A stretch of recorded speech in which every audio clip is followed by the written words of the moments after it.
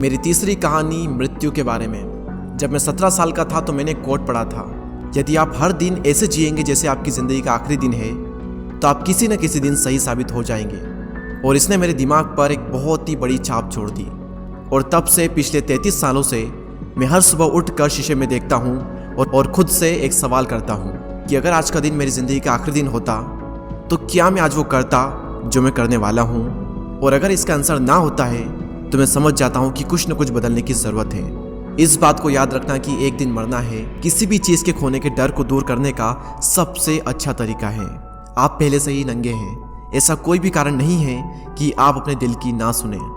करीब 1 साल पहले ही मुझे पता चला कि मुझे कैंसर है। सुबह 7:30 बजे मेरा स्कैन हुआ और उसमें साफ दिखाई दे रहा था कि मेरे पेनक्रियाज में ट्यूमर है। और सच कहूँ तो मुझे तो ये भी नहीं पता था कि पेनक्रियाज होता क्या है। डॉक्टर ने लगभग पूरे विश्वास के साथ में मुझे बताया कि मुझे एक ऐसा कैंसर है जिसका उपचार करना संभव नहीं है और अब मेरे पास केवल 3 से 6 महीने ही बचे हैं।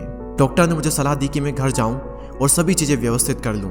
यानी कि डॉक्टर की भाषा में इसका मतलब था कि आप मरने की तैयारी कर लीजिए। यानी कि वो सारी चीज़ें जो आप अगले 10 साल में करने वाले थे वो बचे हुए दिनों में कर लीजिए, क्योंकि आपका अंतिम समय आ चुका है। मैंने इस डायग्नोसिस के साथ में पूरा दिन बिता दिया और शाम को मेरी बायोप्सी हुई, जहां पर मेरे गले के रास्ते से पेट से होते हुए एक एंडोस्कोप डाला गया और एक सुई से ट्यूमर के कुछ सेल्स निकाले गए। उस वक्त मैं पूरी तरह से बेहोश था, लेकिन मेरी पत्नी और वहां पर जो भी उपस्थित था कि जब डॉक्टर ने माइक्रोस्कोप से मेरे सेल्स को देखा तो वह भी रो पड़ा, क्योंकि सेल्स को देखकर डॉक्टर समझ गया था कि मुझे एक बहुत ही दुर्लभ प्रकार का कैंसर हुआ है जो कि सर्जरी से ठीक हो सकता है। तो मेरी सर्जरी हुई और सौभाग्य से मैं अब बिल्कुल ठीक हूँ। मौत के इतने करीब तक मैं पहले कभी भी नहीं पहुंचा और मैं उम्मीद करता हूं कि आने वाले कुछ समय तक मैं पहुंचूं भी ना। और यह सब देखने के बाद मैं पूरे विश्वास के साथ में यह कह सकता हूं कि मृत्यु एक उपयोगी लेकिन विशुद्ध रूप से बौद्धिक संकल्पना है। कोई भी मरना नहीं चाहता, यहाँ तक कि वो लोग जो स्वर्ग जाना चाहते हैं वो भी वहाँ जाने के लिए मरना नहीं चाहते। मृत्यु ही वो स्थान है जहाँ पर हम सभी लोग जाते हैं। आज तक कोई भी इससे बचा नहीं है और ऐसा होना ही चाहिए, क्योंकि इस जीवन का एकमात्र सबसे बड़ा आविष्कार है वो है मृत्यु। यह जिंदगी को बदलती है, पुराने को समाप्त करने का रास्ता खोलती है।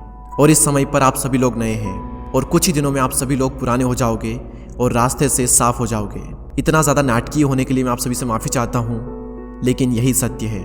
आपका समय बिल्कुल सीमित है, इसलिए इसे किसी और की ज़िंदगी जी कर व्यर्थ मत कीजिए। बेकार की सोच में मत फंसिए, अपने जीवन को दूसरों के हिसाब से मत चलाइए, औरों के विचारों के शोर में अपने अंदर की आवाज़ को मत दबाइए। और सबसे महत्वपूर्ण यह है कि अपने दिल और सहज बुद्धि की बात सुनने का साहस रखें, क्योंकि वे पहले से ही जानते हैं कि तुम वास्तव में क्या बनना चाहते हो। तो पहले अपने दिल की आवाज़ सुने, बाकी सारी चीज़ें सेकेंडरी है। और अंत में मैं आप सभी से यही कहना चाहूँगा, स्टे हंग्री, स्टे फुलिश। मैंने हमेशा अपने लिए यही मांगा है। और अब जब आप सभी लोग यहाँ से ग्रेजुएट हो रहे हैं तो मैं आप सभी के लिए भी यही विश करता हूँ, स्टे हंग्री, स्टे फुलिश। यानी कि भूखे रहिए और मूर्ख रहिए। भूखे यानी कि कुछ करने की भूख आपके अंदर होनी चाहिए, और मूर्ख रहो क्योंकि मूर्ख रहकर ही आप कुछ सीख पाओगे। अगर आपको ये लगता है कि आप सब कुछ पहले से जानते हैं तो आप कुछ भी नहीं सीख पाएंगे। तो भूखे रहिए और मूर्ख रहिए। Stay hungry, stay foolish. आप सभी को बहुत बहुत धन्यवाद।